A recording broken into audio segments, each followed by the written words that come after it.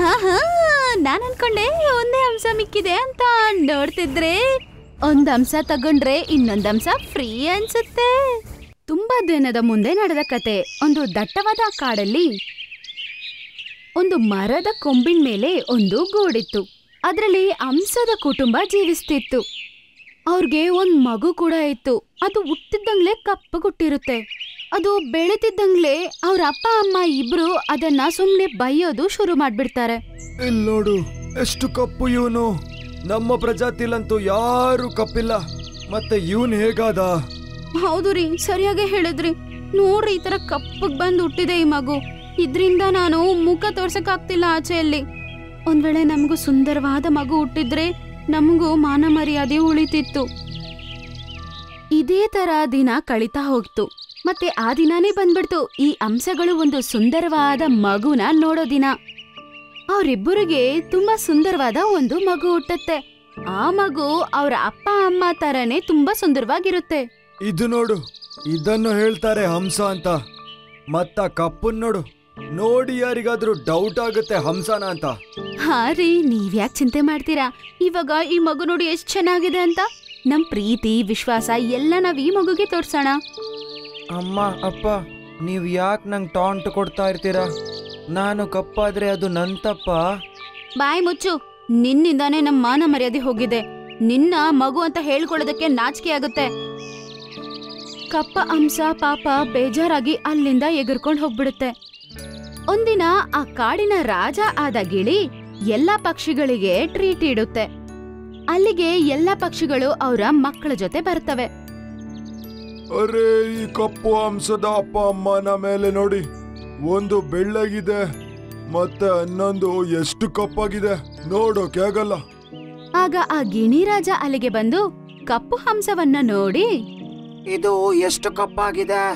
ಇದಂತೂ ನಿಮ್ಮ ಹಂಸ ಜಾತಿಗೆ ಕಳಂಕ ಆಗಿರ್ಬೇಕು. ಇಷ್ಟರ ತನಕ ನಾನು ಕಪ್ಪು ಹಂಸನ ನೋಡಿದ್ದೇ ಇಲ್ಲ. ಹಾ ರಾಜು, ನಮ್ಮ ಪ್ರಜಾತಿ ಎಲ್ರು ಸುಂದರವಾಗಿದ್ದಾರೆ, ಎಲ್ರಿಗೂ ಇಷ್ಟ ಆಗುತ್ತೆ. ಪಾಪ ಅದು ಎಲ್ಲರ ಮಾತು ಕೇಳಿ ತುಂಬಾನೇ ಬೇಜಾರಾಗುತ್ತೆ. ನಾನು ಕಪ್ಪು ಹಂಸ ಆದ್ರೆ ಏನಾಯ್ತು? ಅದು ಏನು, ಎಲ್ಲ ಪಕ್ಷಿನೂ ಒಂದೇ ರೀತಿ ಇರ್ಬೇಕಾ? ನನ್ನ ದೃಷ್ಟಿಲಿ ನಾನು ತುಂಬಾ ಚೆನ್ನಾಗಿದ್ದೀನಿ. ಏ ಹುಡುಗ, ಜಾಸ್ತಿ ಮಾತಾಡಬೇಡ. ಒಂದಂತೂ ನೀನ್ ಕಪ್ಪು, ಅದ್ರ ಮೇಲೆ ಮಾತಾಡಕ್ ಮರ್ಯಾದೆನೂ ಇಲ್ಲ. ನಿಂಗಿಲ್ ಮಾತಾಡಕ್ ಹಕ್ಕೂ ಇಲ್ಲ, ಗೊತ್ತಾಯ್ತಾ? ಕ್ಷಮಿಸ್ಬಿಡಿ ಮಹಾರಾಜ, ಈ ಹಂಸ ಅಂತೂ ನಮ್ಮ ಮರ್ಯಾದೆನ ತೆಗ್ದಾಕಾಗಿದೆ. ನಾ ಬರ್ತೀನಿ. ಮತ್ತೆ ಅವ್ರ ಕುಟುಂಬ ಎಲ್ಲರೂ ಸೇರಿ ಅವ್ರ ಮನೆಗೆ ಹೋಗ್ಬಿಡ್ತಾರೆ. ನಿನ್ನನ್ ಮಾನ ಮರ್ಯಾದೆ ತೆಗೆದಿಯಲ್ವೇ ದುಷ್ಟಿ. ನಿನ್ನಿಂದ ಎಲ್ಲಾ ಜಾಗದಲ್ಲೂ ಮಾನ ಮರ್ಯಾದೆ ಹೋಗ್ತಿದೆ. ಹಾ, ನನ್ ಮರ್ಯಾದೆ ತೆಗ್ದಾಕಿದ್ಯಾ ನೀನು? ಮತ್ತೆ ಚಿಕ್ಕ ಮಗನಿಗೆ ಹೀಗಂತಾರೆ, ಅರೆ, ನಿನ್ ತಮ್ಮನ್ ನೋಡು, ಎಷ್ಟ್ ಚೆನ್ನಾಗಿದ್ದಾನೆ. ಇವನ ಸುಂದರತೆಯಿಂದ ನಮಗೆ ಮರ್ಯಾದೆ ಜಾಸ್ತಿ ಆಗುತ್ತೆ. ನಿನ್ನ ನೋಡಿದ್ರೆ 4 ಜಾಸ್ತಿ ಹೇಳ್ತಾರೆ. ಇದ್ರಲ್ಲಿ ನಂದೇನ್ ತಪ್ಪು? ನಾನ್ ಕಪ್ಪಿದ್ದೀನಂತ? ಇದಂತೂ ದೇವ್ರು ಕೊಟ್ಟಿದ್ದು. ನಾನು ನಿಮ್ ಮಗ ಅಲ್ವಾ? ಚಿಕ್ಕವ ನನ್ನಕ್ಕಿಂತ ಚಂದ ಇದ್ರೆ ಅದ್ರಲ್ಲಿ ಏನ್ ವ್ಯತ್ಯಾಸ ಇದೆ? ರಕ್ತ ಅಂತೂ ಒಂದೇ ಅಲ್ವಾ? ನೋಡು ನೋಡು ಹೆಂಗ್ ಮಾತಾಡ್ತೆ ಅಂತ. ಹಿಂಗೆ ಕಪ್ಪಗೆ ನೀಚವಾಗಿದ್ರೂನು ಮಾತು ಕಮ್ಮಿ ಇಲ್ಲ. ಹಾ, ನೀವನ್ನ ಮನೆಯಿಂದ ತೆಗಿಯೋಣ. ಅದ್ರಿಂದ ನಮ್ ಮರ್ಯಾದೆ ಆದ್ರೂ ಹೋಗಲ್ಲ. ಆ ಮರ್ಯಾದೆ ಹೋಗೋದು ಇದರಿಂದ ಆಗೋದು ಇಲ್ಲ. ನೀನ್ ಇಲ್ಲಿಂದ ಹೋದ್ರೆ ನಮ್ಗೇನು ನಷ್ಟ ಇಲ್ಲ, ಇನ್ನೂ ಒಳ್ಳೇದೇ ಆಗತ್ತೆ. ಹೋಗು, ಫಸ್ಟ್ ಇಲ್ಲಿಂದ ಹೋಗ್ಬಿಡು. ನಮ್ಗೆ ಒಳ್ಳೇದೇ ಆಗುತ್ತೆ. ಜನರು ನಮ್ಮನ್ನ ನೋಡಿ ಚುಡಾಯಿಸೋದು ನಿಲ್ಲಿಸ್ತಾರೆ, ಕಪ್ಪ ಹಂಸದ ಅಪ್ಪ ಅಮ್ಮ ಅಂತ. ನನ್ನನ್ನು ತೆಗಿಯೋದು ಏನು ಅಗತ್ಯ ಇಲ್ಲ. ನೀವು, ನಾನೇ ಮನೆ ಬಿಟ್ಟು ಹೋಗ್ತೀನಿ. ಇಂಥ ಪರಿವಾರದ ಜೊತೆ ನಂಗೂ ಇರಕ್ಕೆ ಇಷ್ಟ ಇಲ್ಲ. ಹಾಗಾಗಿ ನಾನೇ ಹೊರಟೋಗ್ತೀನಿ ಈಗ. ಮತ್ತೆ ಆ ಕಪ್ಪು ಹಂಸ ಅಲ್ಲಿಂದ ಹೋಗ್ಬಿಡುತ್ತೆ. ಮತ್ತೆ ಬೇರೆ ಕಾಡಿಗೋಗಿ ಅಲ್ಲಿ ಅದು ಜೀವಿಸ್ತಿರುತ್ತೆ. ಅವರ ಅಪ್ಪ ಅಮ್ಮ ಇರುವ ಒಂದು ಕಾಡಲ್ಲಿ ಒಂದು ಬೆಕ್ಕು ಬರುತ್ತೆ. ಅದು ಆ ಕಾಡಲ್ಲಿರುವ ಒಂದೊಂದು ಪಕ್ಷಿಗಳನ್ನ ತಿಂದ್ಬಿಡ್ತಾ ಇತ್ತು. ಕಪ್ಪು ಹಂಸದ ಅಮ್ಮ ಮಾತ್ರ ಮಿಕ್ಕಿತ್ತು. ಮತ್ತೆ ಆ ಕಾಡಲ್ಲಿರುವ ಬೇರೆ ಪಕ್ಷಿಗಳಿಗೆ ಈ ಮಾತು ತಿಳಿತು. ಏ ಕಪ್ಪು ಹಂಸ, ನಿಮ್ ಕಾಡಲ್ಲಿ ಒಂದ್ ಬೆಕ್ ಬಂದಿದ್ಯಂತೆ, ನಿಂಗ್ ಗೊತ್ತಾಯ್ತಾ? ಎಲ್ಲಾ ಪಕ್ಷಿಗಳನ್ನ ಕೊಂದು ತಿಂದ್ಬಿಟ್ಟಿದ್ಯಂತೆ. ಸ್ವಲ್ಪ ಪಕ್ಷಿಗಳು ಮಾತ್ರ ಮಿಕ್ಕಿದೆ. ನಿಜ ಹೇಳ್ತಾ ಇದೀಯಾ? ಇಂತಹ ಕಷ್ಟದ ಸಮಯದಲ್ಲಿ ನಾನು ನನ್ನ ಪರಿವಾರ ಜೊತೆ ಇರಬೇಕು. ಕಪ್ಪು ಹಂಸ ಎಗರ್ಕೊಂಡು ಅವ್ರ ಅಮ್ಮ ಹತ್ರ ಹೋಗಿ ಸೇರುತ್ತೆ. ಅಮ್ಮ, ಟೆನ್ಷನ್ ಮಾಡಬೇಡಿ, ನಾನು ಇನ್ನೂ ಇದ್ದೀನಿ. ನಾನು ನಿಮಗೆ ಏನಾಗಕ್ ಬಿಡಲ್ಲ, ನಾನು ನೋಡ್ಕೊಳ್ತೀನಿ. ಮಗು, ನಿಮ್ಮಪ್ಪ ಮತ್ತೆ ತಮ್ಮನ್ನ ಆ ಬೆಕ್ಕು ಸಾಯಿಸ್ಬಿಡ್ತು ಹಂಗಂತೇಳಿ ಅದು ಹಳಕ್ ಶುರು ಮಾಡುತ್ತೆ. ಅದನ್ ಕೇಳಿ ಕಪ್ಪು ಹಂಸ ಅಮ್ಮನ್ನ ಹೋಗಿ ಹಪ್ಕೊಳ್ಳುತ್ತೆ. ಚಿಂತೆ ಮಾಡಬೇಡಿ ಅಮ್ಮ, ನಿಮ್ಮ ಮತ್ತೊಬ್ಬ ಮಗ ಇದಾನಲ್ವಾ, ನಾನು ನಿಮ್ಮನ್ನು ಕರ್ಕೊಂಡು ಹೋಗ್ತೀನಿ ನನ್ನ ಜೊತೆ. ನಾವೀ ಕಾಡನ್ನು ಬಿಟ್ಟು ಮತ್ತೊಂದು ಕಾಡಿಗೆ ಹೋಗೋಣ. ನಾನಲ್ಲಿ ನನ್ನ ಚಿಕ್ಕ ಮನೆ ಮಾಡಿದ್ದೀನಿ. ಕಪ್ಪು ಹಂಸ ಅವ್ರ ಅಮ್ಮನ ಅಲ್ಲಿಂದ ಕರ್ಕೊಂಡು ಹೋಗ್ತಿರುತ್ತೆ. ಅದೇ ಸಮಯದಲ್ಲಿ ಆ ಬೆಕ್ಕು ಅಲ್ಲಿಗೆ ಬರುತ್ತೆ. ಹಾ ಹಾ, ನಾನ್ ಅನ್ಕೊಂಡೆ ಒಂದೇ ಹಂಸ ಮಿಕ್ಕಿದೆ ಅಂತ. ನೋಡ್ತಿದ್ರೆ ಒಂದ್ ಹಂಸ ತಗೊಂಡ್ರೆ ಇನ್ನೊಂದ್ ಹಂಸ ಫ್ರೀ ಅನ್ಸುತ್ತೆ. ಏಯ್ ಬೆಕ್ಕೆ, ನನ್ನ ಅಮ್ಮನಿಗೇನಾದ್ರೂ ಮಾಡಿದ್ರೆ ನೋಡು ಮತ್ತೆ. ಹೌದಾ? ಹಾಗಾದ್ರೆ ಮೊದಲು ನಾನು ನಿನ್ನನ್ನೇ ತಿಂತೀನಿ. ಮತ್ತೆ ಆ ಬೆಕ್ಕು ಅವ್ರ ಹತ್ರ ಹೋಗಕ್ ಶುರು ಮಾಡುತ್ತೆ. ಅದೇ ಸಮಯದಲ್ಲಿ ಕಪ್ಪು ಹಂಸದ ಸ್ನೇಹಿತರು ಅಲ್ಲಿಗೆ ಬರ್ತಾರೆ. ಹದ್ದು, ಚಿಂಕಿ ಪಕ್ಷಿ ಅವ್ರೆಲ್ಲಾರು ಸೇರಿ ಆ ಬೆಕ್ಕನ ಬಾಯಲ್ಲೇ ಒಡೆಯಕ್ ಶುರು ಮಾಡ್ಬಿಡ್ತಾರೆ. ಏ ಬೆಕ್ಕೆ, ಇವತ್ತು ನಿಂಗೆ ಕೆಟ್ಟ ಕೆಲಸಗಳಿಗೆ ತಿನ್ನಕ್ ಸಿಗ್ತಿದೆ. ನನ್ನನ್ನು ಬಿಟ್ಬಿಡಿ, ನನ್ನನ್ನು ದಯವಿಟ್ಟು ಬಿಟ್ಬಿಡಿ. ಇನ್ಮೇಲೆ ನಾನು ಯಾರನ್ನೂ ಸಾಯಿಸಲ್ಲ. ಯಾರೋ ಆ ಬೆಕ್ಕನ ಕ್ಷಮಿಸಕ್ ರೆಡಿ ಇಲ್ಲ. ಸ್ವಲ್ಪ ತಾದ್ಮೇಲೆ ಆ ಬೆಕ್ಕು ಸತ್ತೋಗ್ಬಿಡುತ್ತೆ. ಕಪ್ಪು ಹಂಸ ಅವನ್ ಜೊತೆನೆ ಅಮ್ಮನ್ನ ಬೇರೆ ಕಾಡಿಗೆ ಕರ್ಕೊಂಡು ಹೋಗುತ್ತೆ. ಮತ್ತೆ ಅವನ್ ಜೊತೆನೆ ಇಟ್ಕೋತಾನೆ. ಅಮ್ಮನ್ಗೆ ಏನು ಕಡಿಮೆ ಇಲ್ದೆ ನೋಡ್ಕೋತಾನೆ. ಅವ್ರ ಅಮ್ಮನ್ಗೆ ಅವಳು ಮಾಡಿರೋ ತಪ್ಪು ತಿಳಿದ್ ಬರುತ್ತೆ. ಮಗು, ನನ್ನ ಕ್ಷಮಿಸು. ನಾನು ನಿನ್ನನ್ನ ಯಾವಾಗ್ಲೂ ಬೈತಿದ್ದೆ, ಭೇದ ಭಾವನ ನೋಡ್ತಿದ್ದೆ, ಪ್ರೀತಿನೇ ತೋರಿಸಿಲ್ಲ. ನಿನ್ನ ಕಪ್ಪು ಬಣ್ಣ ಮಾತ್ರ ನೋಡ್ದೆ, ನಿನ್ನ ಒಳ್ಳೆ ಮನಸ್ಸು ನೋಡಿಲ್ಲ. ಒಂದ್ ವೇಳೆ ಇವತ್ ನೀನಿಲ್ಲ ಅಂದ್ರೆ ನಾನು ಸತ್ತೋಗ್ತಿದ್ದೆ. ನನ್ನನ್ನು ಯಾರು ಕಾಪಾಡೋರೇ ಇರ್ತಿರ್ಲಿಲ್ಲ. ಏನಿಲ್ಲ ಅಮ್ಮ, ಎಲ್ಲರೂ ತಪ್ಪು ಮಾಡ್ತಾರೆ. ನಿಮಗೀಗ ಅದರ ಅರಿವಾಯ್ತಲ್ಲ, ಅಷ್ಟು ಸಾಕಮ್ಮ. ನೀವು ಬದಲಾದ್ರಲ್ವಾ, ಬಣ್ಣಗಳನ್ನ ಯಾರು ನೋಡಬಾರ್ದು ಅಂತ. ಎಲ್ಲರೂ ಒಂದೇ ಲೆಕ್ಕ. ಕಪ್ಪು ಹಂಸ ಮತ್ತೆ ಅವನ ಅಮ್ಮ ಇಬ್ರು ಸೇರಿ ತುಂಬಾ ಸಂತೋಷವಾಗಿ ಜೀವಿಸ್ತಾರೆ. ಅರೆ ವಾ, ಎಷ್ಟು ಚೆನ್ನಾಗಿದೆ ಈ ಮೊಟ್ಟೆಗಳು. ಈ ತರ ಹೇಳಿ ಅದು ಅಲ್ಲಿರೋ ಒಂದು ಮೊಟ್ಟೆನ ತಗೊಳುತ್ತೆ. ಆಹಾಹಾಹಾ, ಇವತ್ತಂತೂ ಲಾಟ್ರಿ ಸಿಕ್ತು. ಈ ತರ ಹೇಳಿ ಅದು ಆ ಗೂಡಲ್ಲಿರೋ ಇನ್ನೊಂದು ಮೊಟ್ಟೆನೂ ತಗೊಂಡ್ಬಿಡುತ್ತೆ. ಇವತ್ತಂತೂ ಮಜಾ ಬಂತು. ನಾನಿನ್ನು ನನ್ನ ಬಿಲಕ್ಕೆ ಹೋಗಿ ಆರಾಮಲ್ಲಿ ಮಲಗ್ತೀನಿ. ಸಂಜೀವನ್ ಒಂದು ಸುಂದರವಾದ ಕಾಡು. ಇಲ್ಲಿ ಹಚ್ಚ ಹಸಿರಿನ ಮರಗಳು, ಬೆಟ್ಟ ಹಾಗೂ ಒಂದು ದೊಡ್ಡ ನದಿ ಇತ್ತು. ಆ ನದಿಯಲ್ಲಿ ಸ್ವಲ್ಪ ಬಾತುಕೋಳಿಗಳು ವಾಸ ಮಾಡ್ತಿತ್ತು. ಆಮೇಲೆ ಎಲ್ಲ ಪ್ರಾಣಿಗಳು ಅಲ್ಲಿ ನೀರು ಕುಡಿಯಕ್ಕೆ ಅಂತ ಬರ್ತಿತ್ತು. ಆ ಗ್ರೂಪ್ ಅಲ್ಲಿ ಡಕ್ ಮತ್ತೆ ಡ್ರೇಕ್ ಅಂತ ಇಬ್ರು ಇದ್ರು. ಒಂದಿವಸ ಡ್ರೇಕ್ ನದಿ ಆಚೆ ಇರೋ ಅವರ ಗೂಡಲ್ಲಿ 2 ಮೊಟ್ಟೆಗಳನ್ನ ಇತ್ತು. ಡಕ್ ಮತ್ತೆ ಡ್ರೇಕ್ ಅವರ 2 ಮೊಟ್ಟೆಗಳನ್ನ ನೋಡಿ ತುಂಬಾ ಖುಷಿ ಪಡುತ್ತೆ. ಅದನ್ನ ತುಂಬಾ ಚೆನ್ನಾಗಿ ನೋಡ್ಕೊಂಡ್ರು. ಆ ನದಿಯಿಂದ ಸ್ವಲ್ಪ ದೂರದಲ್ಲಿ ಒಂದು ಹಾವು ವಾಸ ಮಾಡ್ತಿತ್ತು. ಆಮೇಲೆ ಅಲ್ಲಿಂದಾನೆ ಪ್ರಾಣಿಗಳನ್ನ ನೋಡ್ತಾ ಇತ್ತು. ಹಾವು ಅವರ ಗೂಡಲ್ಲಿದ್ದ ಆ 2 ಮೊಟ್ಟೆಗಳನ್ನ ನೋಡಿದಾಗ ಅದು ತುಂಬಾ ಖುಷಿ ಪಡುತ್ತೆ. ಅರೆ ವಾ, ಎಷ್ಟು ಒಳ್ಳೆದಾದ ಮೊಟ್ಟೆಗಳಿವೆ. ಅದು ಅದನ್ನ ತಿನ್ನಕ್ಕೆ ಸಿಕ್ಕಿದ್ರೆ ಮಜಾ ಆಗೋಗುತ್ತೆ. ಈ ಇಬ್ರು ಹೇಗಾದ್ರೂ ಇಲ್ಲಿಂದ ಹೋಗ್ಬೇಕಲ್ಲ. ಸಾಯಂಕಾಲ ಆಗಿದ ತಕ್ಷಣ ಒಂದು ಹದ್ದು ಬಂದು ಆ ನದಿಯಲ್ಲಿ ನೀರು ಕುಡಿತಿತ್ತು. ಆಮೇಲೆ ಆ ಬಾತುಕೋಳಿಗಳ ಗ್ರೂಪ್ ಅಲ್ಲಿ ಬರುತ್ತೆ.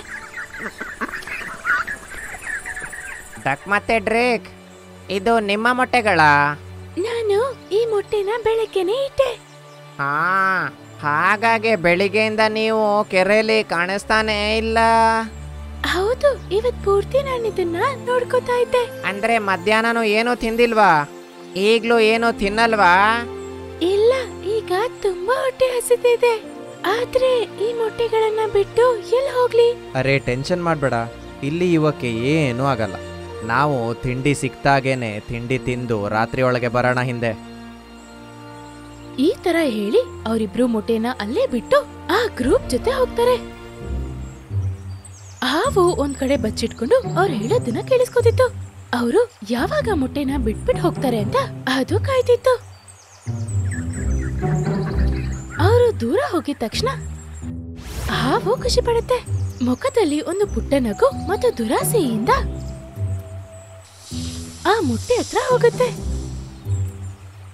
ಅರೆ ವಾ, ಎಷ್ಟು ಚೆನ್ನಾಗಿದೆ ಈ ಮೊಟ್ಟೆಗಳು. ಈ ತರ ಹೇಳಿ ಅದು ಅಲ್ಲಿರೋ ಒಂದು ಮೊಟ್ಟೆನ ತಗೊಳುತ್ತೆ. ಆಹಾಹಾಹಾ, ಇವತ್ತಂತೂ ಲಾಟ್ರಿ ಸಿಕ್ತು. ಈ ತರ ಹೇಳಿ ಅದು ಆ ಗೂಡಲ್ಲಿರೋ ಇನ್ನೊಂದು ಮೊಟ್ಟೆನೂ ತಗೊಂಡ್ಬಿಡುತ್ತೆ. ಇವತ್ತಂತೂ ಮಜಾ ಬಂತು. ನಾನಿನ್ನು ನನ್ನ ಬಿಲಕ್ಕೆ ಹೋಗಿ ಆರಾಮಲ್ಲಿ ಮಲಗ್ತೀನಿ. ಯಾರಾದ್ರೂ ನೋಡಿದ್ರೆ ನಾಳೆಗೆ ಮತ್ತೆ ತೊಂದರೆ ಆಗುತ್ತೆ. ಈ ತರ ಹೇಳಿ ಅದು ಹುತ್ತತ್ರ ಹೋಗ್ತಿತ್ತು. ಹೋಗಿ ಮಲ್ಕೊಂಡ್ಬಿಡುತ್ತೆ. ಡಕ್ ಮತ್ತೆ ಡ್ರೇಕ್ ಆ ಗ್ರೂಪ್ ಹತ್ರ ಬಾಯ್ ಹೇಳಿ ಅವರ ಜಾಗಕ್ಕೆ ತಿರುಗ ಬಂದಾಗ ಅವರ ಗೂಡು ಖಾಲಿಯಾಗಿದ್ದು ನೋಡಿ ಶಾಕ್ ಆಗ್ತಾರೆ. ಅರೆ, ನಮ್ಮ ಮೊಟ್ಟೆ ಎಲ್ಲ ಹೋಯ್ತು. ನಮ್ ಗ್ರೂಪ್ ಅಲ್ಲಿ ಇದ್ದವ್ರು ಬಿಟ್ಟು ಬೇರೆ ಯಾರು ಅದನ್ನ ನೋಡೂ ಇಲ್ವಲ್ಲ. ಯಾರು ಅದನ್ನ ತಗೊಂಡು ಹೋಗಿರ್ತಾರೆ? ಇದನ್ ಕೇಳಿ ಡಕ್ ಯೋಚನೆ ಮಾಡಿ ಹೇಳುತ್ತೆ, ಇದನ್ನ ತಿಳ್ಕೊಳ್ಳೋದಕ್ಕೆ ನಾವೊಂದು ಪ್ಲಾನ್ ಮಾಡ್ಬೇಕೀಗ, ಕೇಳು. ಹೇಳಿ ಡಕ್ ಡ್ರೇಕ್ಗೆ ಒಂದ್ ಪ್ಲಾನ್ ಅನ್ನ ಹೇಳುತ್ತೆ. ಮಾರನೇ ದಿವಸ ಡ್ರೇಕ್ ತಿರ್ಗಾ 2 ಮೊಟ್ಟೆಗಳನ್ನ ಇಟ್ಟು ಆಮೇಲೆ ಅವರಿಬ್ರು ಅದ್ರ ಮುಂದೆನೆ ಕೂತಿದ್ರು. ಸಾಯಂಕಾಲ ಆಗಕ್ಕಿನ ಮುಂಚೆ ಡಕ್ ಹೇಳ್ತು, ಡ್ರೇಕ್, ನಂಗೆ ತುಂಬಾ ಹೊಟ್ಟೆ ಹಸಿತಿದೆ, ನಡಿ ತಿನ್ನ ಕೊಡ್ಕಕ್ ಹೋಗೋಣ ಈಗ. ಆದ್ರೆ ಮೊಟ್ಟೆಗಳನ್ನ ನಾವು ಹೇಗ್ ಬಿಟ್ಬಿಟ್ಟು ಹೋಗಕ್ಕಾಗುತ್ತೆ? ನಿನ್ನೆ ತರ ಯಾರಾದ್ರೂ ತಗೊಂಡು ಹೋಗ್ಬಿಟ್ರೆ? ನನ್ನ ಹತ್ರ ಒಂದು ಪ್ಲಾನ್ ಇದೆ. ಈ ತರ ಹೇಳಿ ಡಕ್ ಸ್ವಲ್ಪ ಹುಲ್ಲುಗಳನ್ನ ತಗೊಂಬರುತ್ತೆ. ಆಮೇಲೆ ಅದ್ರಿಂದ ಮೊಟ್ಟೆಗಳನ್ನ ಮುಚ್ಚಿಡತ್ತೆ. ಇನ್ನಿ ಎಗ್ನ ಯಾರು ನೋಡಲ್ಲ. ಇದನ್ನಿಲ್ಲಿ ಬಿಟ್ಟು ನಾವು ಆರಾಮಾಗಿ ಹೋಗ್ಬಹುದು. ಇದನ್ ನೋಡಿ ಡ್ರೇಕ್ಗೂ ಖುಷಿ ಆಯ್ತು. ಆಮೇಲೆ ಅವರಿಬ್ರು ಚಿಂತೆ ಪಡದೆ ಅಲ್ಲಿಂದ ಹೋಗ್ತಾರೆ. ಮುಟ್ಟಾಳ್ರಿ ಇವರು, ಈಗ ಮಾಡಿ ನನ್ನ ಹತ್ರ ತಪ್ಪಿಸ್ಕೊಳಕ್ಕಾಗಲ್ಲ. ಇವತ್ತು ಸಂಜೆ ಆಗೋಕ್ಕೂ ಕಾಯ್ಬೇಕಂತಿಲ್ಲ. ಈ ತರ ಹೇಳಿ ಬೇಗ ಅದರ ಹುತ್ತಿಂದ ಆಚೆ ಬಂದು ಆ ಗೂಡತ್ರ ಹೋಗಕ್ ಶುರು ಮಾಡ್ತು. ಡಕ್ ಮತ್ತೆ ಡ್ರೇಕ್ ನದಿ ಹತ್ರನೇ ಮರದಿಂದೆ ಬಚ್ಚಿಟ್ಕೊಂಡು ಅವರ ಗೂಡನ್ನ ನೋಡ್ತಾ ಇದ್ರು. ಅಲ್ಲಿ ಹಾವು ಬಂದಿದ್ದು ನೋಡಿ ಅವರಿಬ್ರು ಭಯ ಪಟ್ಕೋತಾರೆ. ಅವರಿಬ್ರು ಏನಾದ್ರೂ ಯೋಚನೆ ಮಾಡಕ್ಕಿನ ಮುಂಚೆನೆ ಆ ಹಾವು ಅವರ 2 ಮೊಟ್ಟೆಗಳನ್ನ ತಿಂದು ತುಂಬಾ ಖುಷಿಯಾಗಿ ಅದರ ಹುತ್ತಿಗೆ ತಿರುಗಾ ಹೋಗಿ ನೆಮ್ಮದಿಯಾಗಿ ಮಲ್ಕೋತು. ಡಕ್ ಮತ್ತೆ ಡ್ರೇಕ್ ಅವರ ಗೂಡತ್ರ ಬಂದಾಗ ಹಾವು ಅವರ ಮೊಟ್ಟೆನ ತಿಂದು ಹೋಗ್ಬಿಟ್ಟಿತ್ತು. ಈ ಹಾವು ನಮ್ಮ ಮೊಟ್ಟೆಗಳನ್ನ ದಿವಸ ಹೀಗೆ ತಿಂತಾನೆ ಇರುತ್ತೆ. ಅದಕ್ಕರ್ಥ ನಾವು ನಮ್ಮ ಮಗುನ ಯಾವತ್ತೂ ನೋಡಕ್ಕೆ ಆಗಲ್ವೇನ್ರಿ? ಇದನ್ ಕೇಳಿ ಡಕ್ ಯೋಚನೆ ಮಾಡುತ್ತೆ. ಆಮೇಲೆ ಅದು ಅಲ್ಲಿ ಹದ್ದನ್ನ ನೋಡುತ್ತೆ. ಅದು ನದಿ ಹತ್ರ ನೀರನ್ನ ಕುಡಿತಾ ಇತ್ತು. ನೀನ್ ಹೆದರ್ಕೊಳ್ಬೇಡ, ಇದಕ್ಕೆಲ್ಲ ಒಬ್ಬ ಇದಾನೆ, ಅವನತ್ರ ನಾನು ಕೇಳ್ತೀನೀಗ. ಹೇಳಿ ಡಕ್ ಹದ್ದತ್ರ ಹೇಳ್ತು, ಹದ್ದಕ್ಕ, ನಮ್ಮ ಮಾತು ನಿಂಗೆ ಕೇಳುತ್ತಾ? ಹಾ, ಯಾಕಿಲ್ಲ, ಹೇಳು ಡಕ್. ಡಕ್ ಅದರ ಹತ್ರ ಹಾವು ಮತ್ತೆ ಅದರ ಮೊಟ್ಟೆಯ ವಿಷಯನ ಹೇಳುತ್ತೆ. ಅವ್ರು ಹೇಳಿದ್ದನ್ನೆಲ್ಲ ಕೇಳಿ ಅದು ಕೋಪದಿಂದ ಹೇಳುತ್ತೆ, ಹಾವು ನನಗೆ ತುಂಬಾ ಇಷ್ಟವಾದ ಆಹಾರ. ನಾನದನ್ನ ಎಲ್ ಸೇರಿಸ್ಬೇಕು ಅಲ್ಲಿ ಖಂಡಿತ ಸೇರಿಸ್ತೀನಿ. ಈ ತರ ಹೇಳಿ ಅವರಿಬ್ರು 10 ಜೊತೆ ಸೇರ್ಕೊಂಡು ಒಂದ್ ಪ್ಲಾನ್ ಮಾಡ್ತಾರೆ. ಮಾರನೇ ದಿವಸ ಡ್ರೇಕ್ ತಿರ್ಗಾ 2 ಮೊಟ್ಟೆಗಳನ್ನ ಇಟ್ಟು ಈ ಸತಿನೂ ಆ ಹಾವು ಅವರನ್ನ ನೋಡ್ತಾ ಇತ್ತು. ನಂಗನ್ಸುತ್ತೆ ನಾವು ಆ ಹುಲ್ಲಿಟ್ಟಿದ್ವಲ್ಲ, ಹಾಗಾಗಿ ಯಾವುದೋ ಪ್ರಾಣಿ ಬಂದು ತಿಂತಿದೆ. ಅದ್ರೊಟ್ಟಿಗೆ ಮೊಟ್ಟೆನೂ ತಿಂದಿದೆ. ಇವತ್ತು ಇದನ್ನ ಹೀಗೆ ಬಿಟ್ಟೋಗೋಣ. ಕೇಳಿ ಹಾವು ನಕ್ಬಿಟ್ಟು ಹೇಳ್ತು, ಇವರಿಗೆ ಇನ್ನೂ ಗೊತ್ತಾಗಿಲ್ಲ ಅಲ್ವಾ, ಎಲ್ಲೋದ್ರೂ ನನ್ನೊಟ್ಟೆಗೆ ಹೋಗೋದು. ಡಕ್ ಮತ್ತೆ ಡ್ರೇಕ್ ಆ ಮೊಟ್ಟೆಗಳನ್ನ ಅಲ್ಲೇ ಬಿಟ್ಟು ಹೋಗ್ತಾರೆ. ಆಮೇಲೆ ನಿನ್ನೆ ಎಲ್ಲ ಹೋಗಿ ಬಚ್ಚಿಟ್ಕೊಂಡಿದ್ರು ಅಲ್ಲೇ ಬಚ್ಚಿಟ್ಕೊಂಡಿದ್ರು. ಅವರು ಮಾಡಿರುವ ಪ್ಲಾನ್ ಪ್ರಕಾರ ಹದ್ದು ಅಲ್ಲೇ ಒಂದು ಮರದ ಮೇಲೆ ಕುತ್ಕೊಂಡಿತ್ತು. ಬರ್ತಾ ಇದ್ದೇನೆ ನಾನು, ನನ್ನ ಮೊಟ್ಟೆಗಳೇ. ಈ ತರ ಹೇಳಿ ಹಾವು ಹುತ್ತಿಂದ ಆಚೆ ಬಂದು ಮೊಟ್ಟೆ ಹತ್ರ ಹೋಗ್ತಾ ಇತ್ತು. ಅದು ತುಂಬಾ ಹತ್ರ ಬಂದಾಗ ಅವಾಗ ಹದ್ದು ಸೀದಾ ಮರದ ಮೇಲಿಂದ ಹತ್ರ ಬಂದ್ಬಿಡತ್ತೆ. ಆ ಮೊಟ್ಟೆಗಳನ್ನ ತಿನ್ನಕ್ಕೆ ಅದು ಬಾಯನ್ನು ತೆರೆದಾಗ ಹದ್ದು ಅದನ್ನ ಕಚ್ಬಿಡತ್ತೆ. ಹದ್ದು ಅದರ ಕೊಕ್ಕಿನಿಂದ ಅದರ ಕತ್ತನ್ನ ಹಿಡಿದು ಅದನ್ನ ಹಾಗೆ ಮೇಲೆ ಕರ್ಕೊಂಡು ಹೋಗ್ಬಿಡತ್ತೆ. ಅರೆ ಬಿಡು ನನ್ನ. ಈ ಹತ್ತೆಲ್ಲಿಂದ ಬಂತು? ಕಾಪಾಡಿ ಕಾಪಾಡಿ. ಇದನ್ ಕೇಳಿ ಹದ್ದು ಖುಷಿ ಪಟ್ಟು ಹಾರ್ತಾನೆ ಇತ್ತು. ತುಂಬಾ ಹೊತ್ತು ಹಾರಿದ ನಂತರ ಅದು ಬೆಟ್ಟದ ಮೇಲೆ ಹೋಗಿ ಕುತ್ಕೊಳ್ಳುತ್ತೆ. ಅಲ್ಲಿ 2 ಹದ್ದು ಅದಕ್ಕೋಸ್ಕರ ಕಾಯ್ತಾ ಇತ್ತು. ಹದ್ದು ಆ ಹಾವನ್ನ ಬಾಯಿಂದ ಕೆಳಗ್ ಬಿಟ್ಟಾಗ ಅಲ್ಲಿರೋ ಬೇರೆ 2 ಹದ್ದುಗಳು ಅದರ ಕೊಕ್ಕಿನಿಂದ ಹಾವನ್ನ ಚುಚ್ಚುತ್ತಿತ್ತು. ಹಾವು ಅಲ್ಲಿ ಸತ್ತೋಗುತ್ತೆ. ಇವಾಗ ಆ 3 ಹದ್ದುಗಳು ಅದನ್ನ ಅಲ್ಲೇ ಕೊಂದು ತಿನ್ಬಿಡ್ತಾರೆ. ಇನ್ನೊಂದ್ ಕಡೆ ಡಕ್ ಮತ್ತೆ ಡ್ರೇಕ್ ಅವರ ಮೊಟ್ಟೆ ಸುರಕ್ಷಿತವಾಗಿ ಇರೋದನ್ನ ನೋಡಿ ಖುಷಿ ಪಡ್ತಾರೆ. ಆಮೇಲೆ ಮನಸ್ಸಲ್ಲಿ ಹದ್ದುಗೆ ಧನ್ಯವಾದ ಹೇಳ್ತಾರೆ. ಸ್ವಲ್ಪ ದಿವಸದಲ್ಲಿ ಆ ಮೊಟ್ಟೆಯಿಂದ ಮರಿ ಬರುತ್ತೆ. ಆಮೇಲೆ ಡಕ್ ಮತ್ತೆ ಡ್ರೇಕ್ ಅವರ ಮಕ್ಕಳ ಜೊತೆ ತುಂಬಾ ಖುಷಿಯಾಗಿ ಇದ್ರು.